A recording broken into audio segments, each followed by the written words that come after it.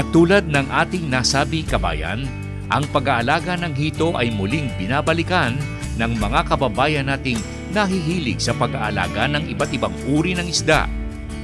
Hito kabayan, dahilan sa ito ay may malaki ng pamilihan sa loob ng ating kapuluan. Halos lahat ng mga restaurant na may isda sa kanilang menu ay nagbebenta ng hito. At tulad ng sa ibang bansa, fish fillet na rin po ang hito. Pritong laman na nakahalo sa bagoong at mangga at iba pang putahe. At sa pag-aalaga kabayan, kumikita na ang mga nag-aalaga ng hito. Nakikita ba ninyo na ito ay may malaking pamilihan pa rin dito sa Pilipinas? Oo, malaki no, malaki. Ang hito kasi mas mataas yung demand dito banda sa hindi lang dito sa Luzon, hindi halos ang Visayas sa kumukuha ano na rin pati ang Mindanao. You are a Visayan, ano? Yes. Taga Bisaya ka. Nung araw, nung mga panahon na nagpupunta kami roon, halos hindi kinakain ng mga taga Visayas ang hito. Sa ngayon ba? Ngayon, kinakain na. Asa ngayon, unti-unti na kasi pababa o pakunti ng pakunti ang mahuhuli ng isda sa dagat. Okay. Kaya unti-unti na ring inaano nila, kinakain na rin kasi masarap din pala. Okay din pala, ha? Okay din pala. Okay, dito sa inyong inaalagaan, ito ba native hito o meron na ring halo na African hito? Ito ang kinoculture natin dito is African hito talaga. Okay. Dahil ito yung demand ngayon na hinahanap-hanap talaga nila yung fingerlings kasi marami nang kumakain talaga dito sa Luzon. Okay. Talagang ano sila. Pero sa pagbibenta ninyo, ano ang mas hinahanap? Yung fingerlings o yung mga malalaking hito na pwede nang iluto?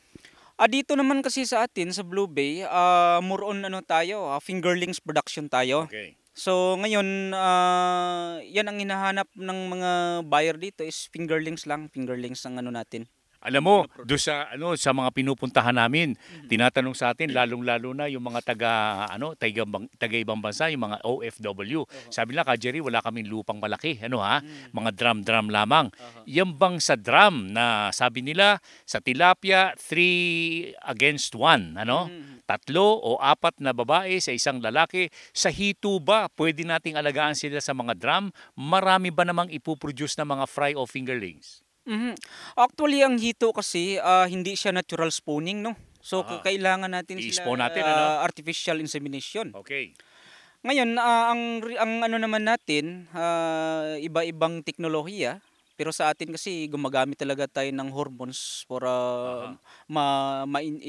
i-inject natin sa babae para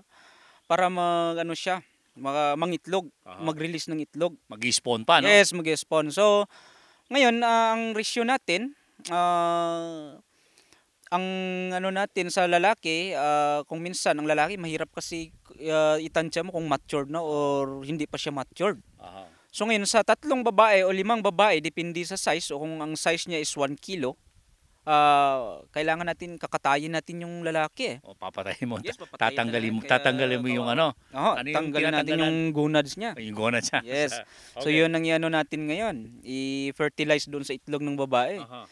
So kung minsan mayroong mga lalaki na hindi sila matured kaya medyo kailangan natin ng lalaki Okay. talaga sa hito, sa breeding ng hito, lalaki ang kailangan natin na marami. Okay, sa mga nagtatanong sa atin, mga ilang fingerlings ang pwede kong ilagay sa isang drum para mapapalaki niya na. Yes, sa ano natin, sa obserbasyon sa ano mismo natin sa ang isang drum natin pwede natin alagaan siya ng 25 to 30 pieces na hito, no? Okay na, ha? Okay na yun. Pagka ilang buwan mong palalakihin? Aabutin natin siya ng mga 4 to 5 o hanggang 6 months kung medyo tipid tayo sa pagpakain ngayon. Tsaka yung malaki-malaki na, no? Malaki na siya. Okay. Marketable size na siya. Nasa mga 3 or 4 pieces per kilo. Kung ako pala, meron akong asul na drum, mga 10, mga 25, may 250 ako. Pagkatapos, meron kaming palengking pupuntahan, dala ko na yung banyera ko, pwede na akong kumita. Pwede na, pwede na. Totoo yan, pwede na. Magkano ang isang kilo ng hito? Yung sa farm price natin, ano natin ng 90 o 295 piso Okay. per kilo. Pesos Okay. per kilo. At sa mga malakihan naman, yung mga gustong pumasok sa malakihang pag-aalaga ng hito, pwede ba silang matuto at matuturuan ba ninyo na makapag-spawn sila, makapagpa-itlog, makapagparami? Oh, walang problema. Pwede, Pwede natin turuan. Madali bang matututunan naman? Madali, sir. Madali yan ang hito. Madali. Okay, at pwede nating ilagay ang spawning sa seminar ng GSK Gabayan sa Kabuhayan ng ating alamin. Yes, sige. Pwede. Sino ang pwedeng magturo? Ikaw. Oh, walang problema. Okay, kabayan ko, sa ating palatuntunang ating alamin, hito ang pinag-uusapan po natin.